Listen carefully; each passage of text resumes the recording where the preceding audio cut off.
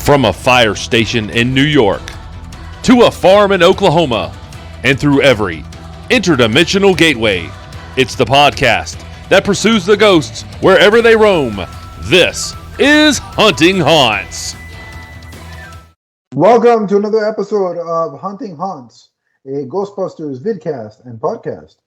As always, I'm your host, Adam, and with me is my co-host, the Emerald Enthusiast himself, Donnie. Donnie, how's it going? Hey, what's up, Ghostbusters fans? It's the man whose rig runs on fanboy energy. It is the Emerald Enthusiast, and we're here to talk some Ghostbusters with you today.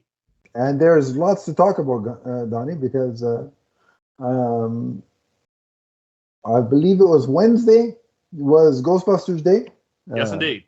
And that is a celebration of the anniversary of the release of the first Ghostbusters film. Mm-hmm. And so that's why we have Ghostbusters Day.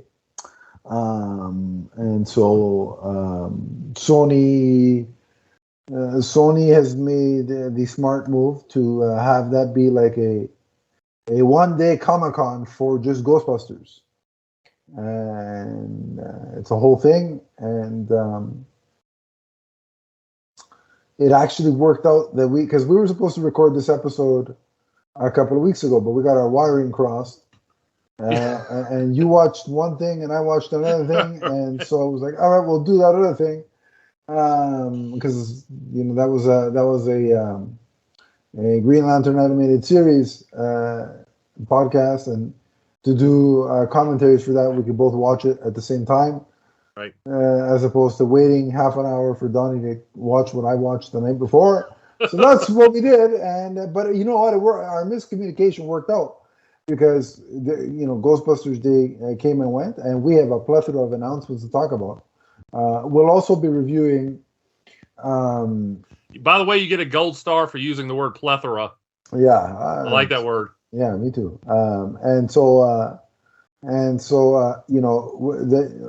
In addition to talking about all the news, we are going to be doing reviews for the first two episodes of the classic Real Ghostbusters animated series. But first, as I said, the news.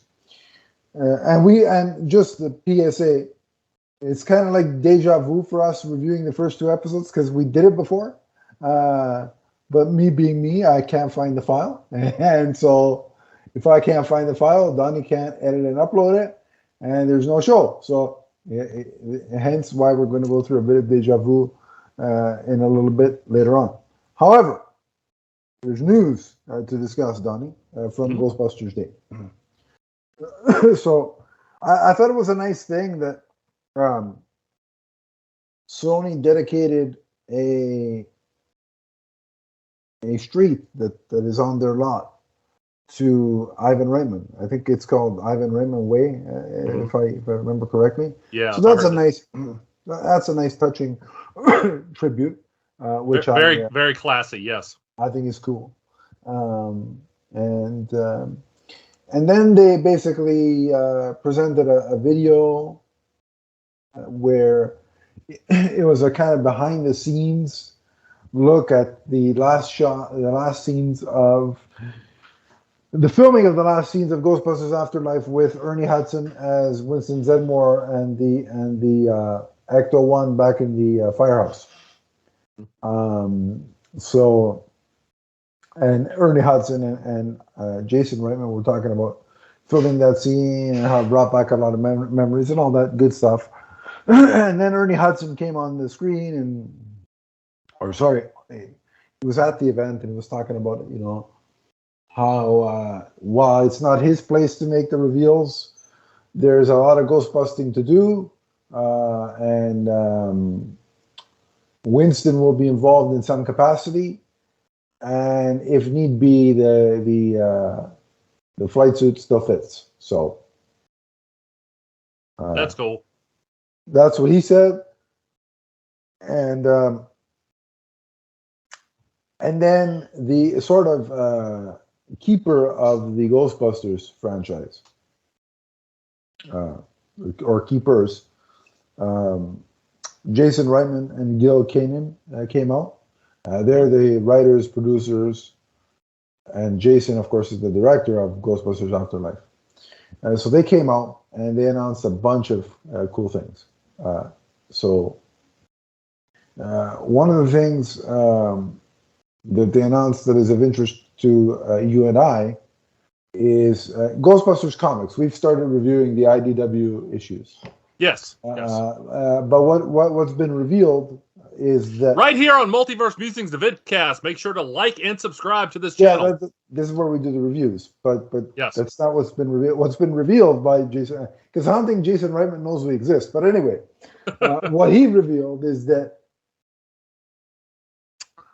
Ghost Corps is teaming up with Dark Horse Comics now for the Ghostbusters comic book license. So it's moved seemingly from IDW to Dark Horse. Okay.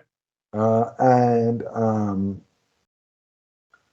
basically, the first story is a miniseries that will be in continuity, set between Ghostbusters Afterlife and the next film in the franchise.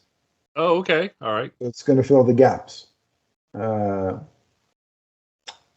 between the movies. And speaking of movies, by the way, there were no details about writer, artist, etc. They just said it's coming at some point in 2023. The comic. I don't know how many issues this miniseries is. None of that was revealed. Just that, hey, Ghostbusters comics are coming back, and they are situated at Dark Horse, and it's going to be a bridge between Afterlife and the new film. They then announced they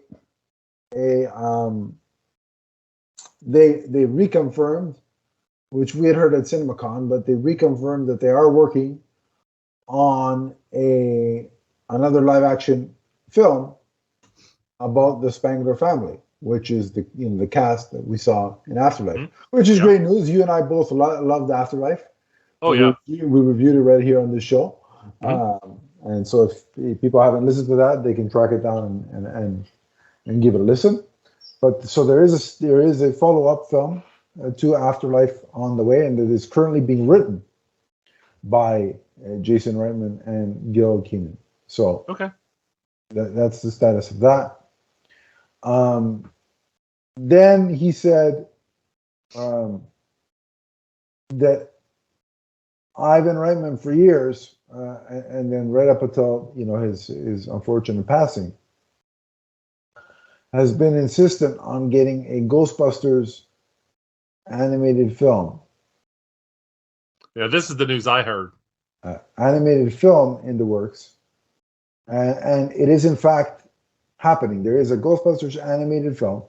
Okay. It is a feature-length animated film from Sony Pictures Animation. They already have, I don't have the names handy, but they already have writers and directors on board. And that will be set in continuity, but it will feature an all-new team. Okay. In continuity with Afterlife, right? With the whole film franchise. Okay.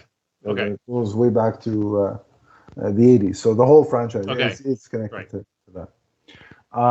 But it features a whole new team.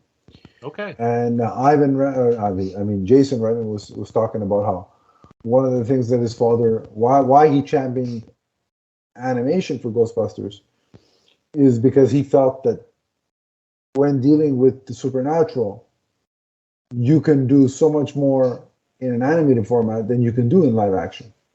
Like the possibilities are even more endless, right? Well, we're going to talk about some of that today. Some of the things that we saw in the animated series back in the 80s were just amazing. Yeah, because you could do a lot now with CGI and visual effects in live action, but there's something about animation that you could still. The animation goes so far as an artist or a group of artists' imagination, right? So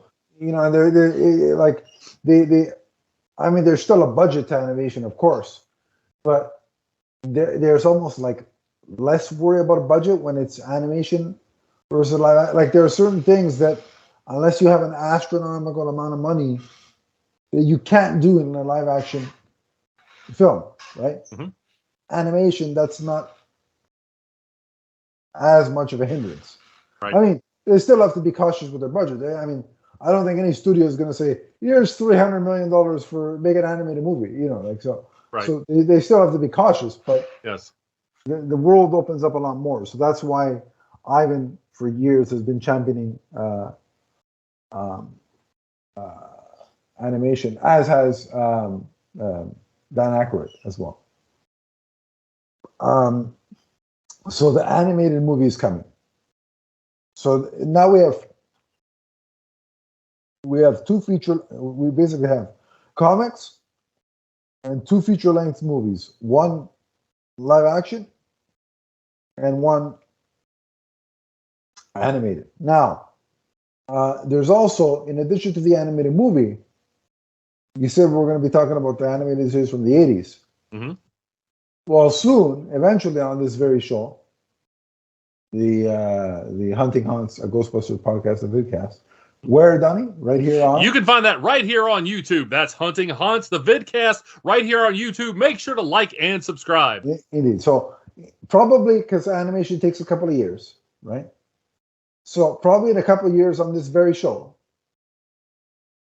we will have the pleasure of reviewing an all-new Ghostbusters animated series. Yeah, I'm down. Ghost Corps has partnered up with Netflix for this animated series. Jason Reitman and Gil Kanan will executive produce. It is in continuity with the rest of the franchise, but there's a caveat. This is set further in the future. Oh, okay. Future Ghostbusters. Yeah. So like Ghostbusters Beyond. Yeah, that's not what it's called, but I'm thinking Batman Beyond, Ghostbusters. You know what would be really cool? A Ghostbusters Dead Man crossover. It won't happen, but I'd like it. I'd watch it. I'd watch it. But, Donnie has to mention Green Lantern at least once a show, and I have to equate something to Batman at least once a show. That's the way things work around here, whether you like it or don't like it. Learn to love it, as Ric Flair would often say. Because it's the best thing going today. Yeah, that's right, exactly. And I'm not wearing a Rolex watch at the moment, so I can't flash that around. Anyway, and I'm certainly not wearing alligator shoes. I've only ever seen Rolex watches in display cases, so. Yeah, me too. Yeah, exactly. So yeah, new Ghostbusters animated series, Donnie. So what are your feelings on all this news? You and I have talked in the past about how we felt like this franchise stagnated a little bit, not because of lack of interest. It just seemed that no projects ever came to fruition. And now all of a sudden we're seeing an influx of products or projects. And I'm glad because I think the interest is out there. And it really, I think what you can, again, you're right. We've always said that there's so much more that this property can do, and so many areas of media that you can. This sounds like a bad word, but it's really not. Exploit, and so capitalize on. Right, and I think the important thing, one of the things this shows, is that Afterlife. I mean, first of all,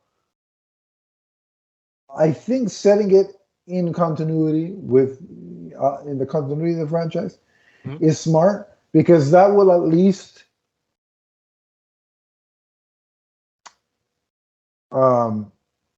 satiate most of the rabid fans. Sure. As opposed to telling them, yeah, we're giving you this thing, but it doesn't count with everything else, right? Yeah. But at the same time, they're not saying, all right, it counts, and here are the original four guys again. Yeah. They're saying it counts, but now we're going to either show you a new team or take it to the future. So we're going to do different things within the continuity of what we've already established. So, Right. and I think that's the best of both worlds. Mm-hmm. Well, you and I have talked in the past about how when you have a good concept, it can move beyond the original pieces. And as good as everyone was in the 84 movie, that doesn't mean that it can only be those four guys in perpetuity. You can do other things. And realistically, it can't, because those guys are human, and they unfortunately, and they age, right? Right. So the sad reality of it is, not any of us aren't going to be around forever. So the franchise has to evolve past them if it wants to survive, well into the future. Right. But like I said, I think setting it within the framework of continuity, but taking it in other directions is the best scenario for everybody. That can only strengthen its place in pop culture. That was, I think, unfortunately, the downfall of the 2016 effort. Is that they said this is a brand new thing. Yeah, the originals are back in like cameos, but that one doesn't. They're not playing those characters, and that one doesn't count with our continuity. I think that was part of the downfall of that project for the general audience. Personally, well, but sometimes even though I enjoyed it. Yeah, likewise. But sometimes a little bit of time, a little bit of nostalgia can inject a little bit of vitality into something like that. Right. Yeah. So, I mean, you could see some of those characters come back in the future in a future project with Ghostbusters and tie-in, and fans of that will be all of a sudden very happy. Absolutely, and I'd welcome that. Yeah. Yeah. So we've seen that with a little hero known as Green Lantern.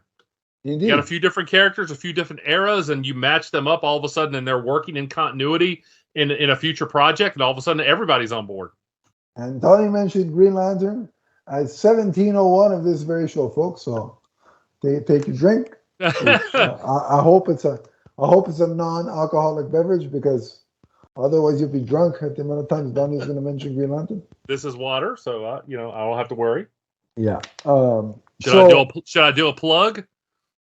I mean, scare off half of the audience? While we're drinking, sure, why not? You can find Green Lantern content right here, Multiverse Musings, the vidcast. That is the Emerald Echo podcast featuring Adam and myself, the Emerald Enthusiast, the loudest, biggest, and the EST of Green Lantern fandom. The most passionate, the loudest, the most grating on your nerves. From the first lantern to the last. Anyway, right. So I think what this news also indicates is the success, like the monetary success of Ghostbusters Afterlife. Because if Afterlife doesn't succeed, we don't get all these announcements. Sure. Yeah, that's your litmus test for seeing where the interest in the franchise is. Yeah. And Ghostbusters, it's a lot like Star Wars. People saw it and it changed their lives. It was more than just a movie experience. Yeah, and we're seeing that decades later. And the beauty of Ghostbusters Day and all these announcements, Donnie. What is that? We got two live action films, an animated series. A live action film, an animated film. An animated series, a comic book, a couple of virtual reality things. I'm not a gamer, so those don't really interest me. But it's out there for people that want to game. There's going to be some Ghostbusting content as well. But the beauty of all this content, the announcement is that I got all this from one of my favorite franchises, and not once did I have to participate in a hashtag campaign. Well, I thought you were getting ready to talk about the list for some reason. And I'm sure I'll cast some people that are on the list. In some there you go. Right. Yeah. But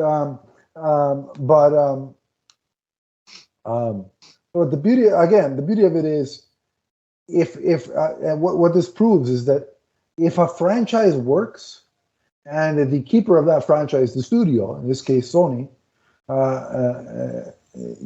gets what they expected and more, then they will happily continue in that world and that franchise. There is no need for hashtagging. And look, largely that's not going to change $1 million studio's decision to greenlight something and move forward. So it's simple math. If a project is successful, it will breed more content. There's no need to make up phony social media impressions and all this other razzmatazz. It's all comes down to money. And when something makes money, they continue making more of that product. Simple. So hashtag that. Right. Anyway, it's got to make enough money. It can't just make money. It's got to meet certain benchmarks. It's got to make enough to justify. We're going to put more money into this now. Right. Like, I mean, don't get me wrong. Ghostbusters 2016 made some money, but it didn't make enough versus the budget that it cost to make the thing. Ergo, they didn't make any more of that iteration. Right? So, that's just, unfortunately, it's business 101. And, but yeah. By the way, there are some really high quality 6-inch action figures of the characters from that movie out there.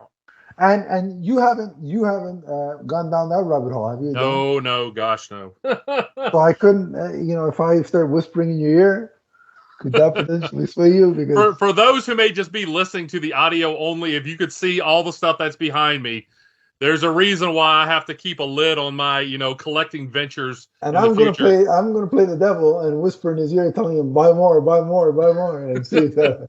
Because he likes to blame me for his current. That's right. Relapse and Masters of the Universe, right there. I refute that blame. So now I'm going to do it on purpose. But anyway, you're going to play Are we going to have a fiddle battle down in Georgia? Sure, let's go for it. Yeah. So that's all the news that we have. Donnie, you're excited. I'm excited. Yeah. And we can't wait to cover it all right here on this very show. But while we're waiting, we're going to do two things. We're going to take a quick break. And then on the other side of that break, we are going to go back in time to the 80s. I'm not changing my outfit because I don't have any 80s clothes left over. First of all. Second of all, they wouldn't fit me because I was a kid in the 80s. So that'd be awkward. But so yeah, we're gonna go back to the 80s when we come back. We're gonna go back in time. What a trilogy. Anyway, we'll be right back after the break, and we're gonna talk the Real Ghostbusters episodes 1 and 2. So grab your popcorn, grab a drink, go to the washroom if you have to, and we'll be right back. Stay tuned. I'm your host, Adam. And I'm the Emerald Enthusiast. And for all your multiverse viewing and listening needs, check out our shows.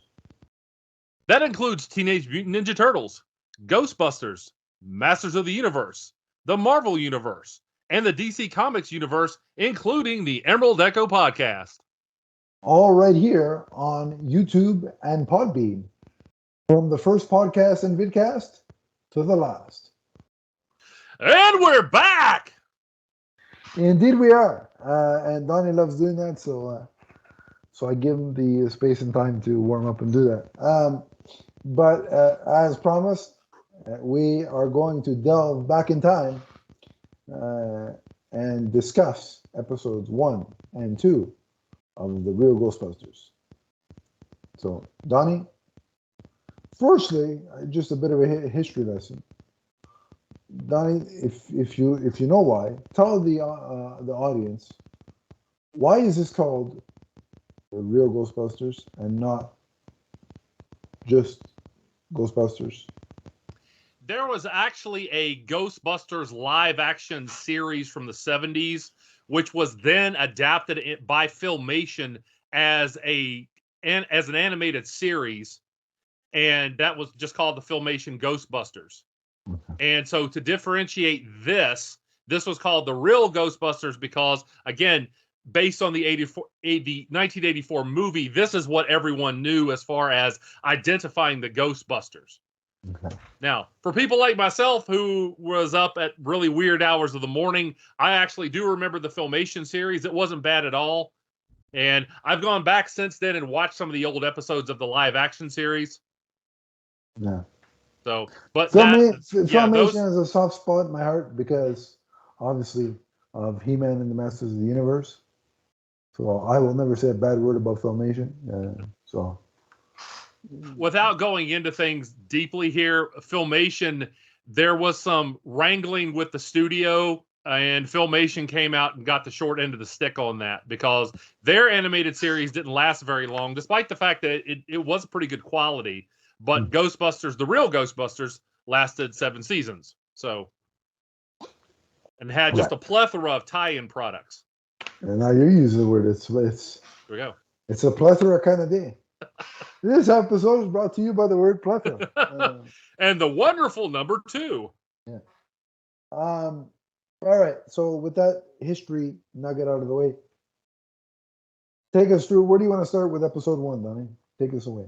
Well, the name of the episode is Ghosts Are Us, which is probably a little bit of a play on Toys R Us, which was in its kind of heyday back then. Which is now defunct, right? There's no Toys R Us. Right. Well, they are coming back. Okay. To my knowledge, in fact, I think there are some stores in Canada right now that are in operation. Okay, cool. Yeah.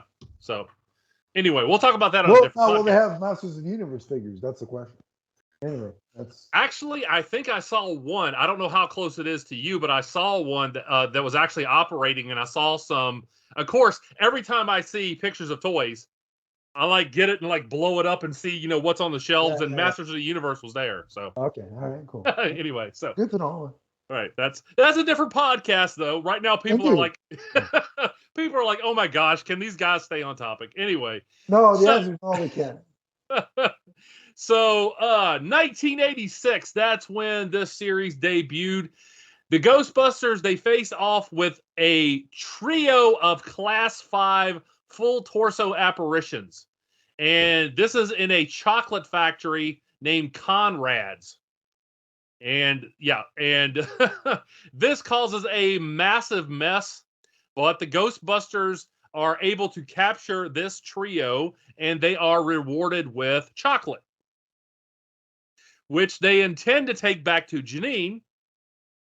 But of course, it doesn't make it back to Janine because why? Slimer decides he's going to have a buffet of chocolate. Slimer ate it all before they even got back. And you know what? I can't blame him. I feel sorry for Janine, right. But I can't blame him. I really liked her characterization in this series.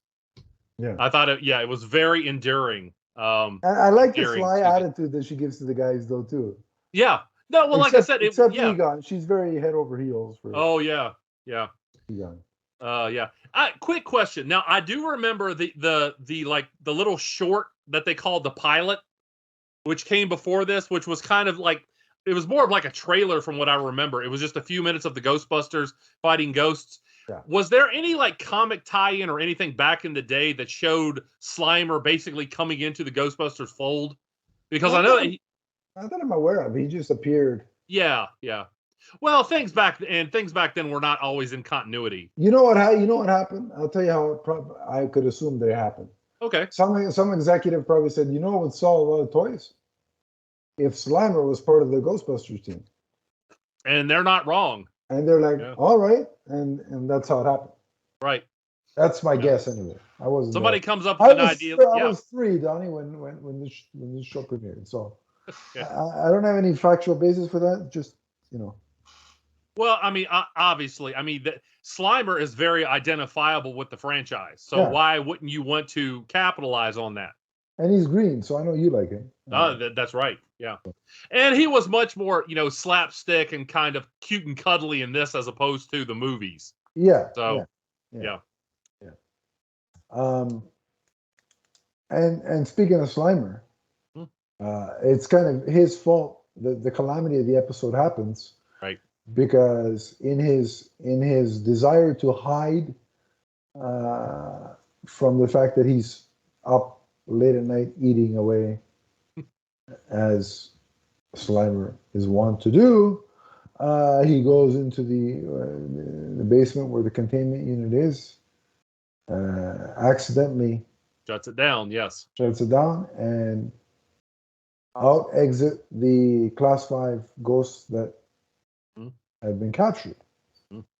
And they basically exit stage left and then proceed to cause chaos. And by chaos, I mean they try to put the Ghostbusters out of business. How do they do that, Danny?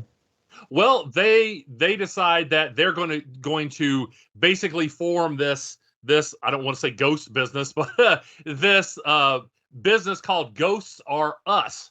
And what they want to do is show up the Ghostbusters by basically setting up these scenarios where they seemingly take care of ghosts before Mm. the Ghostbusters can arrive. So Yeah, their plan is show them up, put them out of business. yeah, and they succeed at doing that. Um, and Temporarily, yes. the reason why they're capable of doing that is because they're the one. I mean, one of the ghosts causes chaos. They call it in, and then they're on the scene, so they're able to beat the Ghostbusters to the punch, Mm-hmm. which is quite clever. It's a clever idea. Yeah, the ghosts' name are Slug, Snarg, and Zonk. That's Yeah, the trio of ghosts. yeah, and they're Yeah, not. They're, of course, there's one really stupid one, as for comedic relief, and right. That's that's the that's the quote unquote child ghost. That's Zonk. yeah, and that's the one typically playing the part of the ghost causing the ruckus. Usually, right? He's the one that they quote unquote catch a lot. Yeah, So, and it's funny, his face is actually on the back of the vehicle that they're driving. yeah, yeah. So they're just basically catching him over and over. So And I really like how um, the Ghostbusters, while they're in the Ecto One on the way to the next scene, they're trying to figure out how do these um, this Ghostbusting crew always get to the place where we got to go before us? Like, what's going on? And then I think they recall one of their first encounter and the voice, and they match the voice that of one of the ghosts with the guy that called Janine to tell them, that there's trouble at a location. So that's how they figure it out. And then they're like, well, how did they get out of the containment, unit? mm. And then Peter is thinking back and forth, and there's a whole back and forth, and they realize that it was Slimer's fault. And Slimer, very childlike, they really play him off as like a child in this series. Is cowering underneath the seat. yeah, in Ecto One, yeah. And Peter Venkman threatens to, when this is over, we're gonna put you in the containment unit. And it's so Right. that whole exchange was funny. Yeah. Very very parent/childlike kind of dynamic going on there, but it makes sense. It makes sense for the show. But then Slimer assists them in solving the problem, correct? Yes. Well, what happens is Slug, who is the head of the ghost trio. He is the short, hot-headed red one. He's kind of the father of the group. He decides that it's time to move on to the second phase of this plan, and he goes to this toy factory in Brooklyn. Mm-hmm. And he's looking for a ghost, which he says is a Class 7 Phantom named Turlock. However, that ghost has been driven out by a Class 10. Yeah. And when Slug sees this ghost, he is terrified. Yeah. And they flee the factory, but the Class 10 assembles a giant, host body made out of various toys and other things that are in the factory. Yeah. And the Ghostbusters arrive and they see the Class 10 bigger than anything that they have fought in the past. Yeah. So then we see, interestingly enough, we talk about, different types of things that the Ghostbusters use in their ghost fighting here. The team splits up between Ecto 1 and Ecto 2 to pursue these entities. Yes.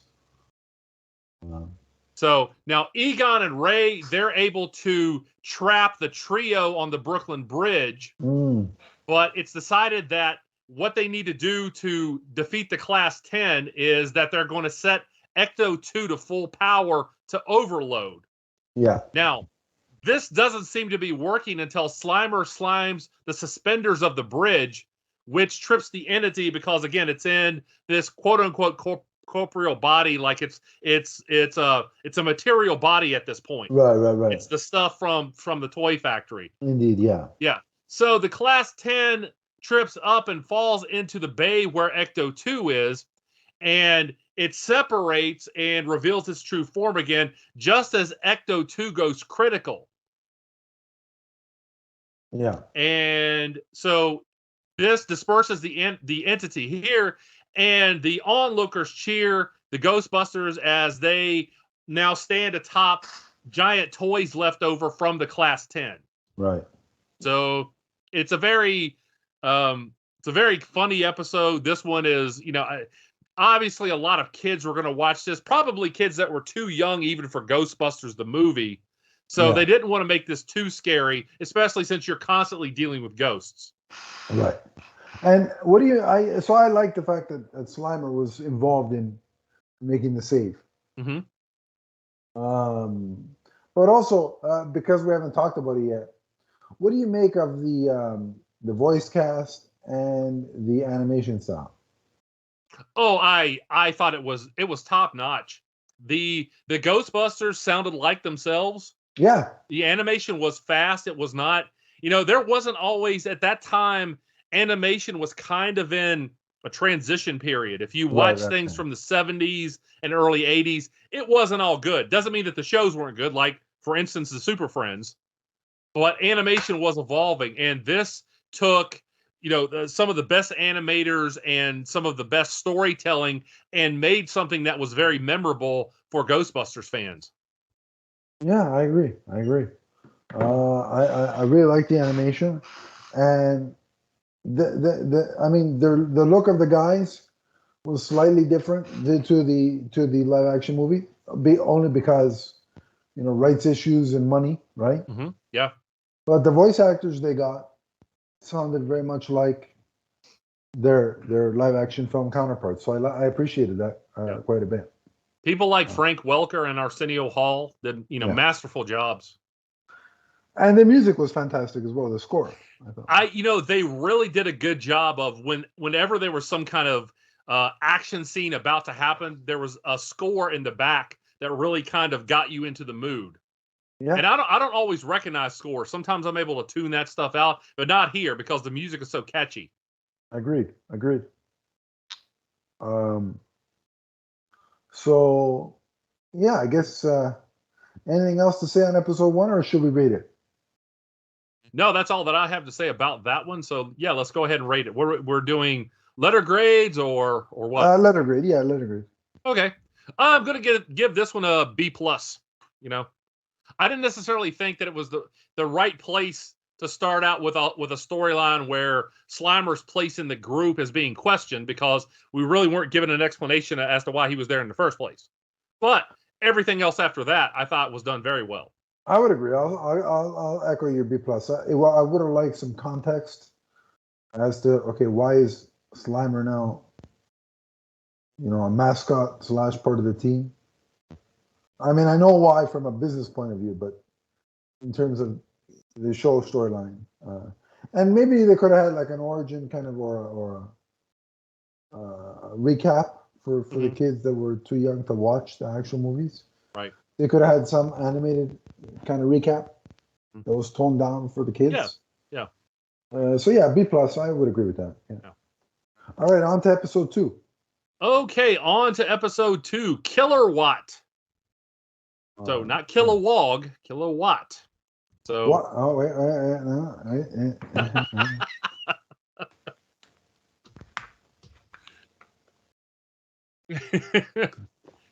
I'm gonna have to wear an adult diaper every time we do this podcast. It's going. There's a new gender flipped Kilowog in a new DC comic book called Teen Justice. Yeah, there's a gender flipped Kilowog and a gender flipped Sinestro. So that's very interesting. Yeah. So isn't that part of the? It's called Teen Justice. Yeah, but it's part of the Dark Crisis event. Mm-hmm. Right? Yeah.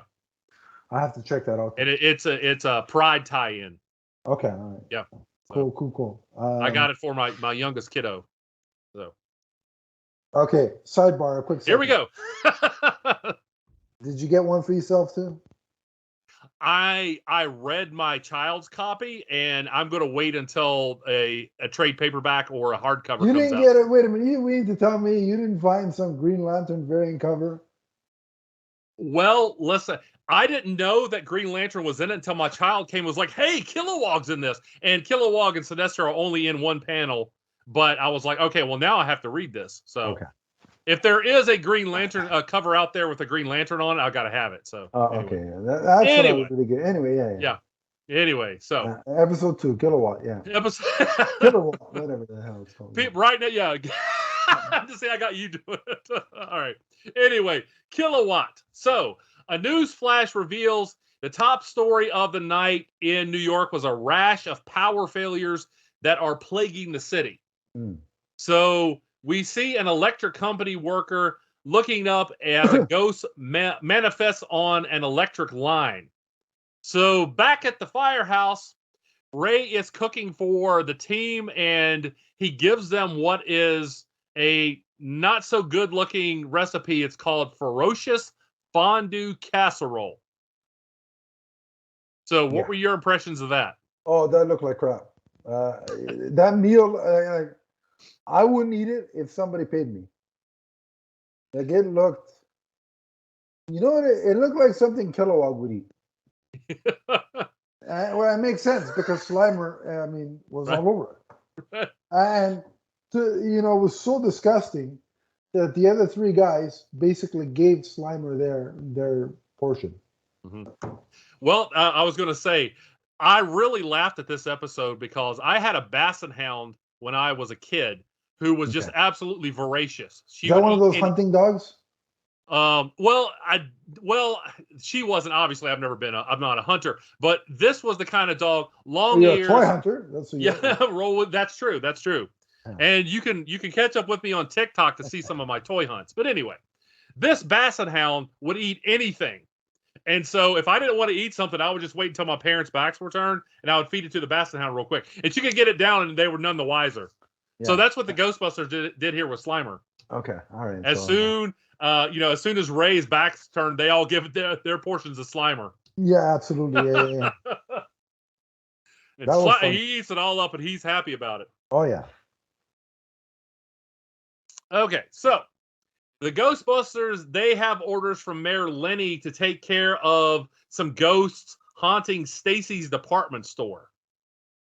So Slimer goes along. He also, at this point, we're seeing that one of the things that seems to annoy the Ghostbusters, including Janine, is that Slimer likes to kiss people, which of course means slime in the mouth. So yeah, not very sanitary. I wouldn't. Yeah. they're not very happy about that. I wouldn't be on board with it either. Yeah. So at the department store, we see that there's this surge of electricity, and things are kind of floating in midair. And amid the cheers of the crowd, they note that there's some kind of major psychic disturbance going on here. And on the inside, Egon notices that the ghosts have invaded the electrical wiring of the mall. Yeah. Now, once they get inside, and I'm going to say this, I think this episode is better than the previous one. I would agree. We see all of these all of this hardware infected by these ghosts, and they all come to life, and they are very unnerving. Now, there's some disturbing imagery there. Yeah, it's like drills and stuff. Ghost drills.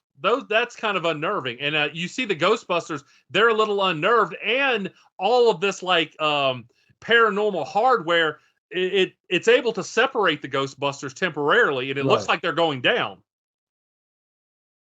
Right. Yeah. Yeah. The animation in this episode was really stellar because they had to show all those different, like you said, the hardware, the appliances, and they had some disturbing looking, quote unquote, faces. I can see how this could scare some kids.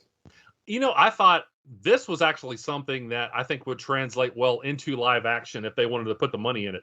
Yeah. Just a couple scenes, something like Yeah. this, I think would translate well. Absolutely. Yeah.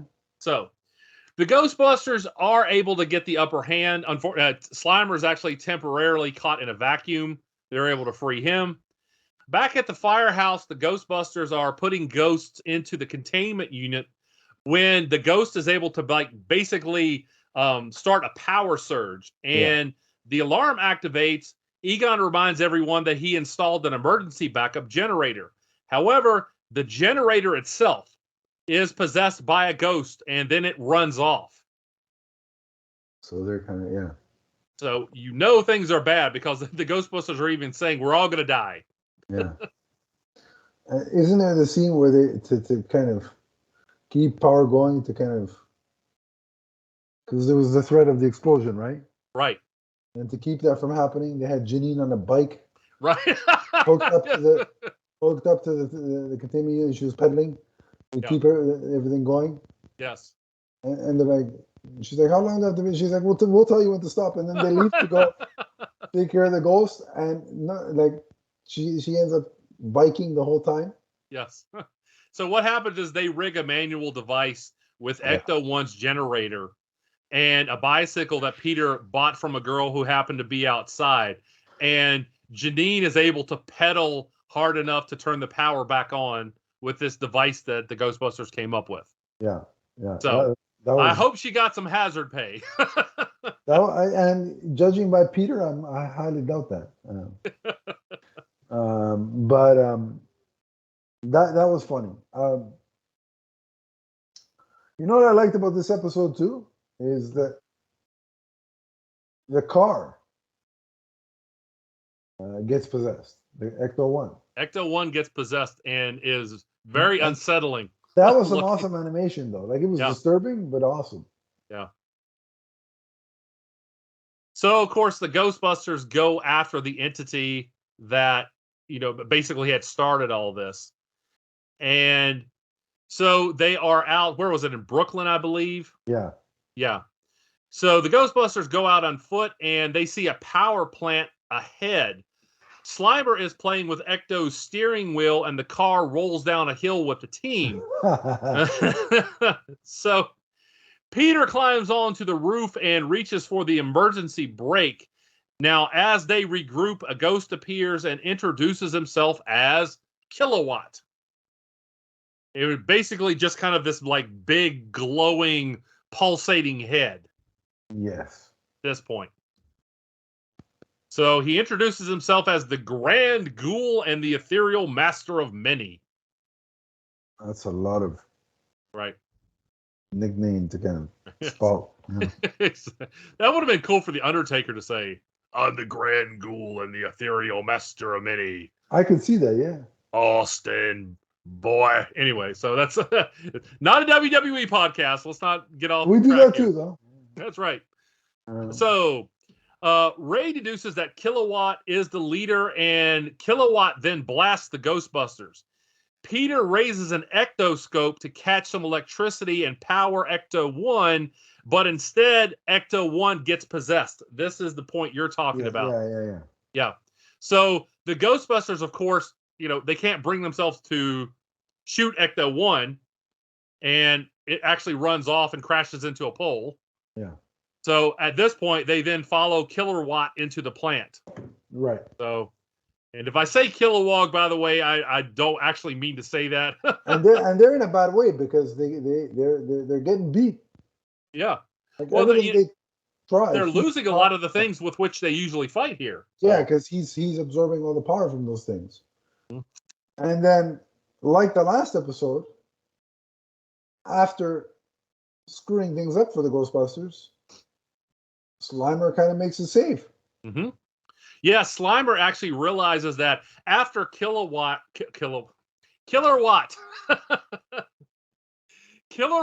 actually is using the power plant's generators to power himself or whatever itself.